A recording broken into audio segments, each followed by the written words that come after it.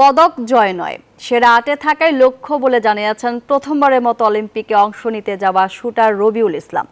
আন্তর্জাতিক আসরে অংশগ্রহণের সুযোগ কম থাকায় নিজেদের সামর্থ্য প্রমাণ করতে পারছেন না শুটাররা, এমনটা মনে করেন তিনি। অন্যদিকে ফেডারেশন সাধারণ সম্পাদক ইন্তেখাবুল হামিদের বিশ্বাস, অলিম্পিকে নজরকাড়া পারফর্ম করে দেশের জন্য সুনাম বয়ে আনবেন Rabiul. Asmaul মুত্তাকিনের report. Olympic games শুরু হতে বাকি আর মাত্র কয়েকদিন। এই আসর সামনে রেখে নিবিড় অনুশীলন করছেন শুটার রবিউল ইসলাম। প্রথমবারের মতো প্যারিস অলিম্পিকে অংশ নিতে যাবেন তিনি। কোটায় জায়গা না হওয়ায় ওয়াইল্ড কার্ড পেয়ে প্যারিসের বিমান ধরবেন তিনি। তবে রবিউলের গল্পটা ভিন্ন হতে পারত। এ বছরের শুরুতে ইন্দোনেশিয়া অলিম্পিক বাছাইয়ে অল্পের জন্য কোটা প্লেস পাননি তিনি। ইন্দোনেশিয়ার ফাতুরের চেয়ে 0.3 পয়েন্ট পিছিয়ে থেকে ইভেন্ট শেষ করেন। তাতেই ফাইনালে ওঠা হয়নি তার, তাই কোটা থেকে বঞ্চিত হয় বাংলাদেশ। প্রথমবারের মতো অলিম্পিকে অংশ নিতে যাওয়া রবিউল ইসলামের চোখে পদক নয়, সেরা ৮-এই থাকাই তার লক্ষ্য।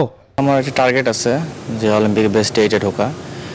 সো আমি বাংলাদেশে যেরকম প্র্যাকটিস করতেছি, এই রেজাল্ট ওখানে করতে পারলে আশা করি আমি বেস্ট 8-এ ঢুকতে পারবো। কোনো পদকের স্বপ্ন দেখছেন না, এমন প্রশ্নের জবাবও দেন তিনি।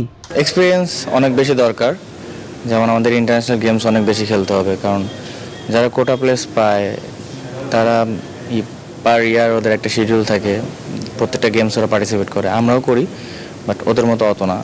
অল্পের জন্য কোটা মিস করলেও রবিউলের পারফরমেন্সে খুশি ফেডারেশনের সাধারণ সম্পাদক ইফতেখাবুল হামিদ।